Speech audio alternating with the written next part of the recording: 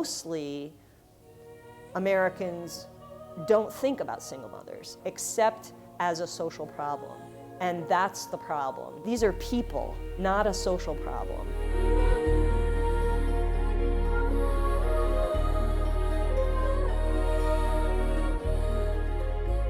When I became pregnant, I was like, I thought it was like this beautiful relationship. Like, oh, okay, we're gonna have this baby, raise it, blah, blah, blah, blah, possibly get married. And it didn't work that way. I was 15 when I got pregnant, and I was 16 when I had her. It was tough. It's really tough. I was trying to grow up myself and start trying to complete high school, and because of my dad, he watched her, and I was able to. I met my son's father at the age of 15. He was 17. And we ended up having a child a couple months later. And about 3, when my son just turned 3, which his birthday is February 10th, he ended up getting killed February 12th. He comes out of the blue and he's like, oh, I don't have a dad. So I think that was the first time that I really realized that he is affected by it. And he's young, so he doesn't really know, I guess, that he's affected by it or know how to deal with that, but that was hard to hear.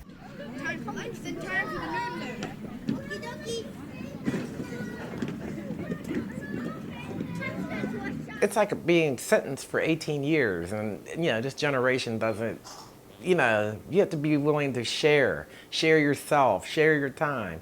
And a lot of people they can't do that today. Everything has to be planned after, I can't just say, oh, I want to go to the mall, or oh, I want to go do this, or oh, I want to da-da-da. I guess it wasn't until my 4th child where I realized, these kids have to be your focus. You can't go out and hang out all the time. And, I was growing up, and I think that's when it really clicked in that I'm maturing. When I finally, one day, I got that call, your son's been shot.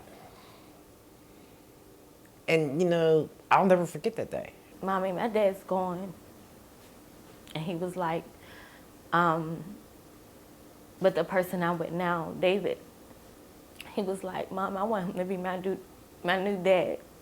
And I'm like, that hurt me because it's like, even though he can say, oh, well, hey, son, or whatever, he still knows that that's not your dad.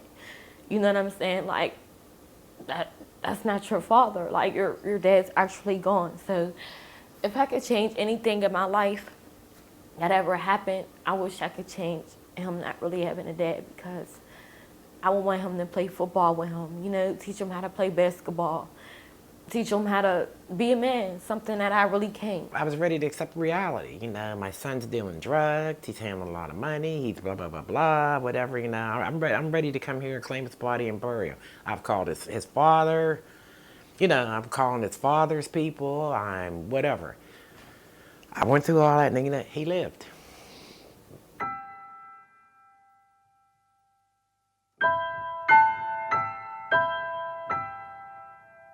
I think single mothers in some ways have become the flashpoint for a bunch of these different issues around race, around class, around gender, around sexuality.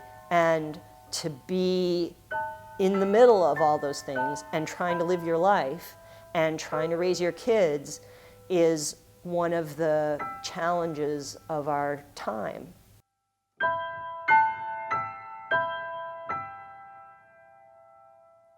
I remember telling my grandfather that I was going to marry Michael Jackson, and that was the biggest mistake ever.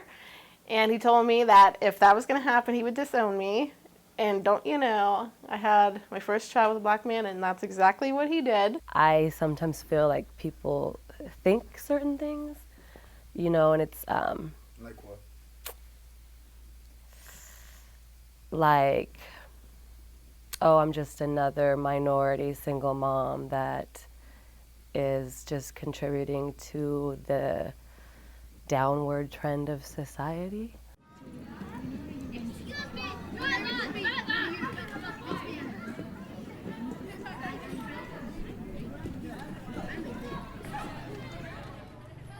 being black, it is harder. I put myself through school to try to make things a little better.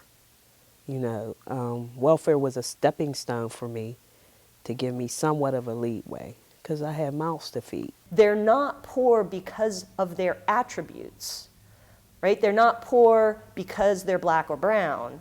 They're not poor because they're out of control sexually. They're not poor because they have a bad work ethic.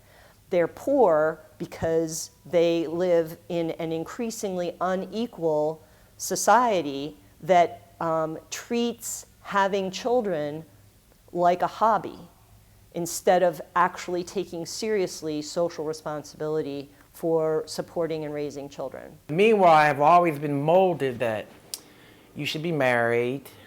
You should be married before you have sex or have a child or blah, blah, blah. I heard somebody called me a whore.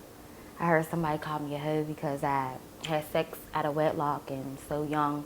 And I was like, well, maybe I am. Maybe because of what they said, maybe that's who I am. Something must be wrong with her if she doesn't have a husband.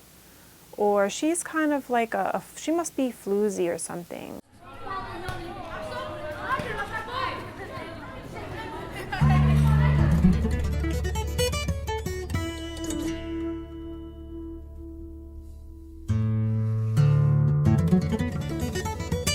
When we're in the car driving, he always likes to sing along with the songs. And so if it's a song with like a guy and a girl, he always wants me to sing the girl part and he'll sing like the guy's part. Parenting him has been actually my benefit.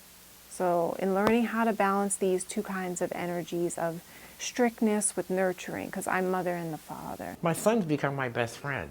Just like I'm talking to you, that's how he and I just kick it, He was like, Mommy, I want to become a basketball player and make a lot of money for you. Oh, that's a good feeling. I mean, when you're able to look at your child and they look back at you with compassion, like, I love you, Mom. The question, how do Americans see single mothers? Mostly they don't.